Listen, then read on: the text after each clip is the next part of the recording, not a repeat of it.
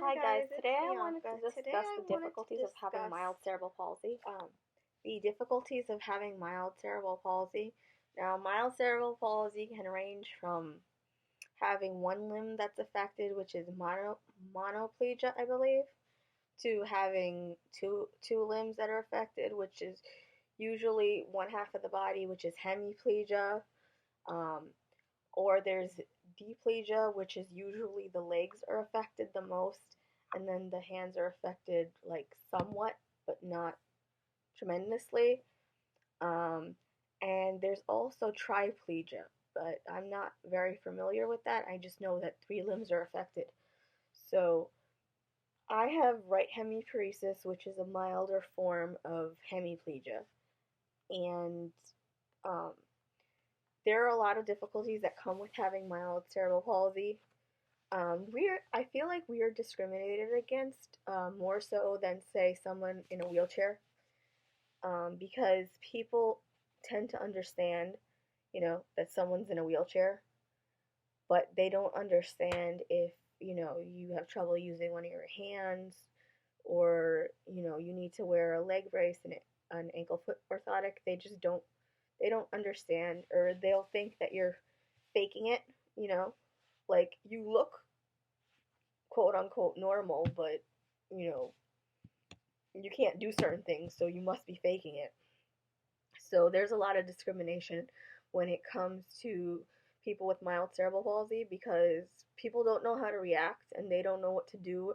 And sometimes people just don't want to give you accommodations, whether that's at school or at work. They don't want to deal with it. And that's another thing as far as working goes. You know, you like in school you have to fight to get accommodations that you need, even if teachers just don't want to give them to you because they're like, I don't want to deal with you and you're faking it anyway.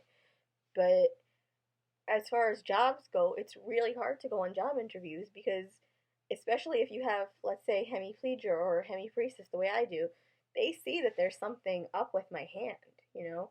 My hand doesn't look normal compared to my left hand. My right hand doesn't look normal compared to my left hand. So like, they're standoffish, or they'll make up an excuse, or they'll be like, "Yeah, we'll call you back," and then they don't. Um and I don't wear my AFO to interviews just because I don't want to be discriminated against right off the bat because they see a leg brace. I mean, it's sad. It's sad that we get discriminated against, but it's just the way that the world works. We weren't made, for this world where you're supposed to look a certain way, you're supposed to be able to do everything like everybody else. You're supposed to hit milestones when everybody else hits milestones. And we compare ourselves to everyone else. And that's the toughest part, because I feel like for me, it's like having one foot in one world and one foot in the other world. So, like, I'm not normal enough for the average person, but I'm also not disabled enough for the average disabled person, because a lot of disabilities are just way more severe. I've known more people with cerebral palsy that have like diplegia, where they need crutches, or diplegia and or quadriplegia, where you definitely have to be in a wheelchair, you know. And it's like this side is normal and this side isn't. So I have one foot in one world, one foot in the other, and it's just super difficult. It's super difficult to live like that, you know. And you know, I just wanted to come on here just to, say that. And I think a lot of people with mild cerebral palsy will agree with me. And it's tough because we also, if we need services, if we need help, you know, finding a job, or need help with certain things, there are no services for us because we are not disabled enough for services.